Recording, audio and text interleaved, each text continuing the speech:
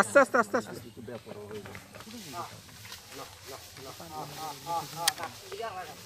আমি এখন আছি নোয়াখালীর সবচেয়ে বড় গরু দাবি করা গরুটির নাম দেওয়া হয়েছে যুবরাজ। আসলে এটি সাহিওয়াল জাতের একটি গরু এবং এটির মালিক হচ্ছে জয়নাল আবদিন। আর এই গরুটি লালন পালন করা হয়েছে চাটখিল উপজেলায় এবং গরুর যিনি মালিক জয়নাল আবদিন তিনি দাবি করছেন যে এটি নোয়াখালীর সবচেয়ে বড় গরু এবং তিনি বলছেন যে 1200 কেজি অর্থাৎ 30 মণ হবে এই গরুটির দাম। আর তিনি এই গরুটি আসলে খুব শখ করে লালন পালন করেছেন। গত বছরও তিনি বিক্রির জন্য অনেক লোকই এসেছিল, কিন্তু আসলে তিনি বিক্রি করেননি। তিনি আসলে মায়ে পড়ে গেছেন যে তিনি বিক্রি করতে চাননি। তবে এবছর তিনি আসলে এই গরুটি বিক্রি করতে চাচ্ছেন এবং এই গরুটি যিনি লালন পালন করে এত বড় করেছেন। তো জানতে চাইবো যে গরুটি কিভাবে লালন পালন করলেন, কি পদ্ধতিতে, বা নামটি যুবরাজ রেখেছেন কেন? আমার এই গরুটা আমার খামারের গাভীর বাচ্চা। আমি এই গরুটা দীর্ঘ 3 বছর যাবৎ লালন পালন করতেছি। আমার এই গরুটা আমার খুব প্রিয় গরু, আমার খামারের শ্রেষ্ঠ গরু।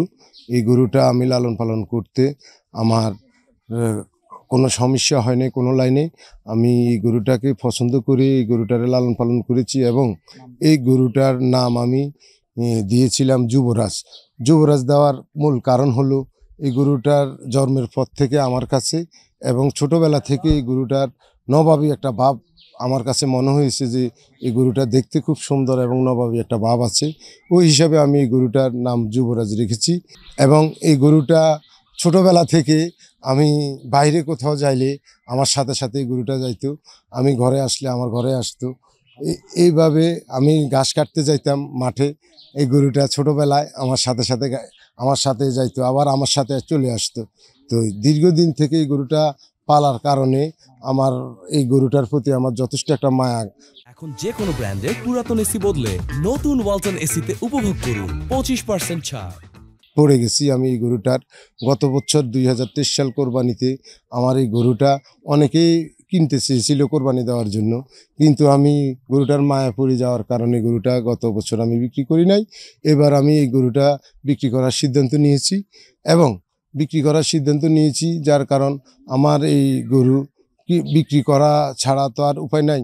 3 বছরের পরে তো আর এই গরু লালন করা ঠিকও হবে না। সেজন্য আমি সেই সিদ্ধান্ত নিয়েছি এই গরুটা আমি বিক্রি করে ফেলবো। তো আমি নোয়াখালীর বাসিন্দা, আমার বাংলাদেশের শ্রেষ্ঠ জেলা নোয়াখালী।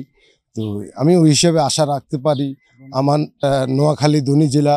নোয়াখালীতে বহুত শিল্পপতি আছে, আমার চাটকিলেরও আছে, নোয়াখালী বেগমগঞ্জ বিভিন্ন থানার বড় শিল্পপতি আছে। আমি ওদের কাছে রিকোয়েস্ট করতেছি, আসেন আমার গরুটা দেখেন, দেখে যদি আপনাদের পছন্দ হয় ন্যায্য দাম দিয়ে আমার গরুটা ক্রয় করেন এবং আমাদেরকে সাধারণ ক্ষুদ্র খামারিদেরকে উৎসাহিত করেন। যদি আমার এই গরুটা যদি ন্যায্য দামে বিক্রি হয় তাহলে আমি ভবিষ্যতে বড় আকারে করার খেয়াল আছে, বড় আকারে করব এবং আমার দেখা দেখি আমার এলাকার বেকার যুবকরাও করবে। এতে করে দেশেও জাতির জন্য মঙ্গল হবে। আপনারা আসেন, গরুটা দেখেন, ক্রয় করেন, আমাকে উপকৃত করেন, আমাকে ভবিষ্যতে খামার করার উদ্যোগী বানিয়ে রাখেন। আমি যেন ভবিষ্যতে সুন্দরভাবে খামার করতে পারি এবং আমার দেখা দেখি আমার এলাকার প্রত্যেক বেকার যুবকরা যেন করতে পারে। আমার এই গরুটার ওজন হলো 1200 কেজি, আপনার 30 মণ। এই গরুটার উচ্চতা 6.5 ফুট আর লম্বাতে আছে গরুটা 10.5 ফুট এবং এই গরুটা 30 মণ ওজন। আপনারা আসেন, দেখেন, দেখার পরে আমার সাথে কথা বলেন, সরাসরি গরু পছন্দ হলে কথা বলেন। আমি এই গরুটা আইসক্রিম পাস চাচ্ছিলাম 10 লক্ষ টাকা। তবে আসেন, দেখলে আপনারা গরু এবং গরুর অবস্থান বুঝে 10 লক্ষ টাকা যদি হয় আমাকে 10 লক্ষ টাকা দিয়েন। আর যদি মনে করেন যে না 10 লক্ষ টাকা না, তাহলে আপনাদের বিবেচনা করে কত আছে এই গরুটার ন্যায্য দাম ওইটা দিয়েন। তো অবশ্যই কষ্ট তো লাগবে, তারপরে তো বিধাতার লেখন, এটা কোরবানির জন্য প্রস্তুত করেছি আল্লাহর হুকুমে, এটা আল্লাহর মতে কোরবানি হবে। এটা তো আলহামদুলিল্লাহ আমি গর্বিত। আমি একটা গরু লালন পালন করেছি, ওই গরু আল্লাহর উসিলায় কোরবানি হবে, এটাতে আমি আলহামদুলিল্লাহ শুকরিয়া। কষ্ট তো অবশ্যই পাবো, কারণ দীর্ঘদিন আমার সন্তানের মতো লালন পালন করেছি, এই আমার সন্তানের মতনই ছিল আমার কাছে। তো গরুটা প্রথম অবস্থায় তো কষ্ট তো লাগবে, তারপরও এটা মানিয়ে নিতে হবে। কারণ কষ্ট লাগলেও তো এটা কোরবানিতে যাবে। আপনারা শুনলেন যে গরুর যিনি মালিক তিনি কষ্ট পাবেন গরুটি বিক্রি করলে, কারণ তিনি যেটি বলছিলেন তিনি সন্তানের মতো গরুটি লালন পালন করেছেন, তবে তিনি একটি বিষয়ে খুশি যে এটি কোরবানির জন্য আল্লাহর জন্য কোরবান হবে, সেজন্য তিনি খুশি আছেন।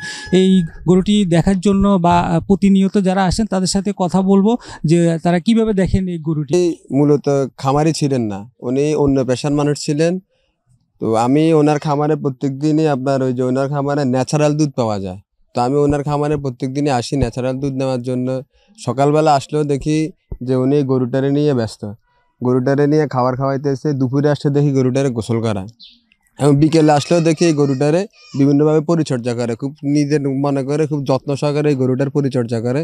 আমি 3 বছর থেকে দেখে আসছি যে উনি এই গরুটা উনি ওনার সন্তানের মতো লালন পালন করে।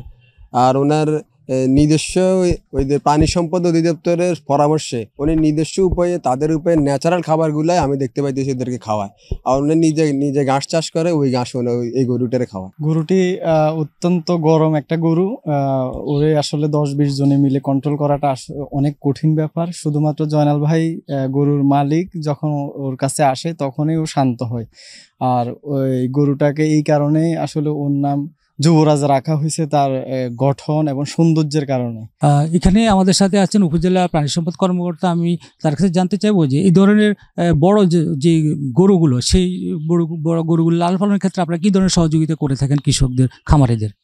বা একটা প্রতিযোগিতা চলে আসছে, এজন্যই খামারিরা বড় গরুর দিকে ঝুঁকছে। যদিও তাদের আর্থিকভাবে ওইভাবে লাভটা হয় না, কারণ একটা গরুকে দীর্ঘদিন পালতে অনেক ব্যয় হয়।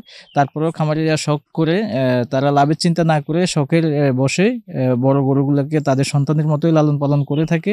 তো যদি খামারিরা তাদের উপযুক্ত সেই দাম বা মূল্যটা পায়, খামারিরা এদিকে আরো উৎসাহিত হবে এবং আমাদের প্রাণী সম্পদ উদ্যোক্তা তৈরি হবে। তো আমি আশা করব যারা এই ধরনের বড় গরু কিনতে চান, আপনারা খামারিদের দিকটাও বিবেচনা করে তারা যাতে ন্যায্য মূল্য পায় সেই বিষয়ে একটু খেয়াল রাখবেন।